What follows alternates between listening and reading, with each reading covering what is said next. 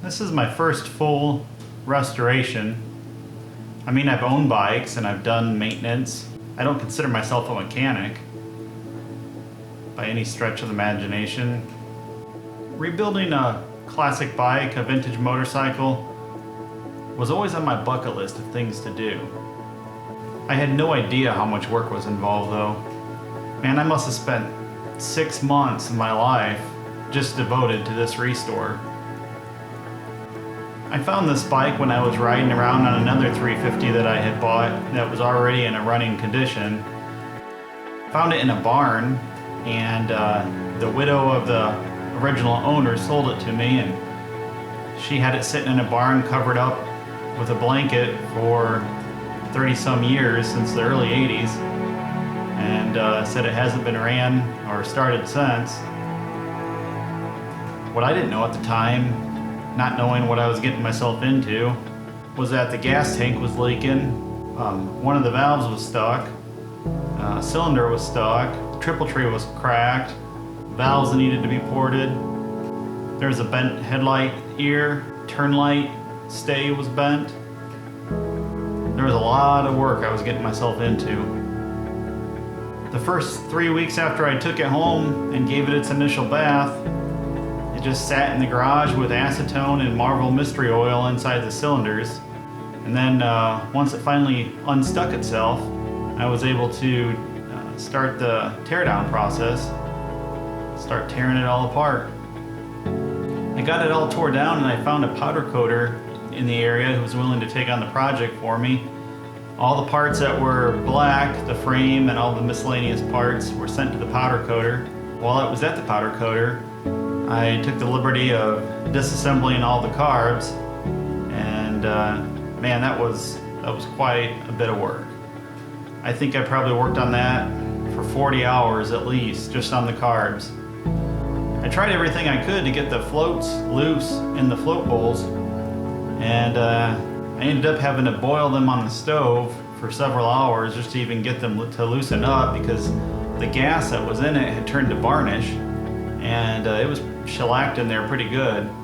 After I boiled them and got them freed, then my OCD really kicked in, and I was going from the soda blaster to the carb dip to the sonic cleaner and back again pretty much for a while until I could get it all cleaned up.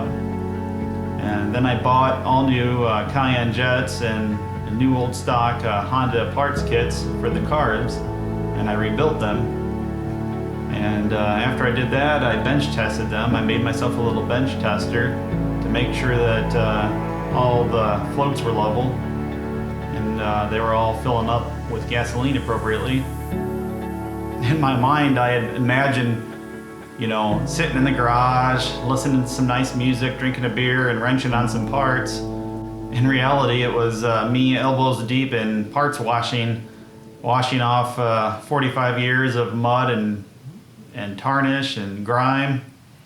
I felt more like a dishwasher than I did a mechanic. I eventually got the parts all cleaned up, and what was either broken or needed to be replaced, I scoured the internet looking for the parts. I got the triple clamp from Germany. I got a lot of parts from the United Kingdom. I think my shocks came from Australia. My spokes came from California. I had some other parts that had come from Honda dealers throughout the United States. And just about everything that I had, I made sure to get new old stock parts for. But eventually I amassed a parts list so big and so expensive that I thought I was ready to start putting it all together. The wheels, man, what a work of art just in themselves. I remember thinking they'd be easy, but I'd never laced wheels before, never done anything with tires really before. But I learned quickly how to lace them up, and I got the stainless steel Buchanan spokes and nipples. I laced them up myself as best I could, and then after that I took them to a professional who verified my work and made some adjustments, and I had it into spec, but they got me a lot closer to where I wanted to be. So had myself some wheels. They mounted the tires for me too. I didn't mount the tires on the rims. Once I had all the tires back, I started working on the chrome from all the other parts. I polished all the chrome myself by hand. I hand sanded, starting with I think about 400 grit, and I worked myself up to, I think it was 3,000 grit. After I sanded it all myself and got it to about 3,000 grit, then I started applying the polish, polished them all up. I sprayed some underbody coating onto the fenders. For the shocks, I went with a nice set of Icons. And Icon acquired the rights to make the old Coney shocks. Back in the 60s and 70s were a valid aftermarket performance part to get. I wanted to stay as original as I could, but at the same time, this was going to be a driver for me, not just something that's going to sit in a show. I just didn't want to sacrifice the ride quality and the safety that those Icon shocks would deliver. Here's the scoop on the gauges, and as well as a spare tank that I was able to acquire. A friend of mine bought a 73 CB350F back in 1976 from a guy who was the original owner, and after 400 miles of owning it in 73, he had dropped it. My friend tells me he was as OCD as I was, and he made the insurance company buy him a new tank and a new speedometer. Well, fast forward to 1976, my buddy buys the bike off of him, and he gives him the tank that had a dent in it and the gauges that had a small scratch in it. And so my friend drives the bike and sells it, whatever, and keeps the spare parts in his dad's barn. I was telling him about the restore and what I needed, and we were able to barter. I got the Speedo and cluster from him that was new to a CB350F that only had 400 miles on it and was stored in storage ever since then. And the tank too had a big dent in it, but besides that, and it needed a new cap, new gas cap, the tank was pristine besides that dent. The building to roller status, or a rolling chassis, went really fast. Since I did all the preliminary work, it was basically just putting the thing back together. I think I did it in a day. I was scared to death about doing the engine though. Took the head into a shop and had it looked at. I had him do a light honing on the cylinder walls, and he had to cut new exhaust valve seats for the valves as they were all corroded with rust. I also bought new exhaust valves, and I was able to use the original intake valves, which had about 17,000 miles on them.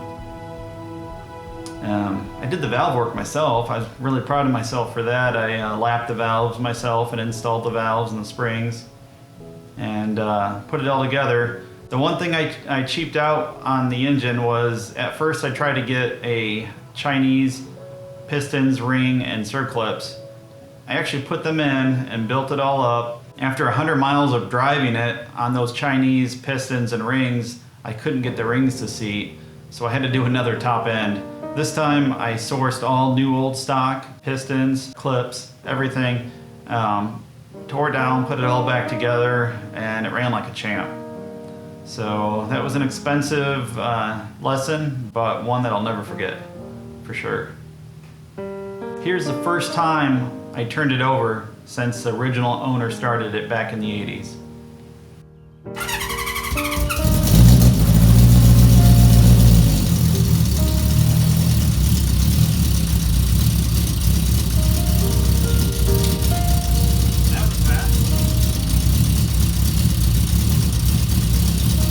And here's the first test run ever. Just a quick run up the street before I decided to sink the carbs. Man, it was a good feeling.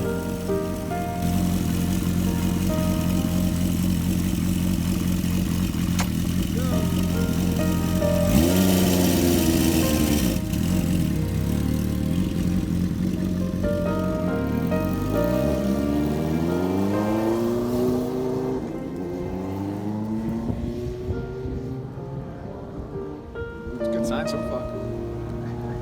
Another bucket list for me was to put this thing in a vintage bike show. COVID just started happening right as the time as I was finishing this build, so I had to wait about a year and a half to put it into a bike show, but I finally did make it and actually took first place in the Japanese division That division had about, I think, 23 or 25 bikes in it, so it was a really good feeling to take first place, even though the trophy was really small. I do want to say that I named this bike Bruce after the original owner. When I was done, I took it back and showed his wife, who's still alive, who sold it to me. And she called her sons and her grandsons, and everyone came over, and she was crying and taking pictures of the bike. It was a really, really nice feeling to have made an impact on her like that. Hope you've enjoyed watching this film, and hope it's maybe inspired you to get out there and try something you've always been wanting to do yourself.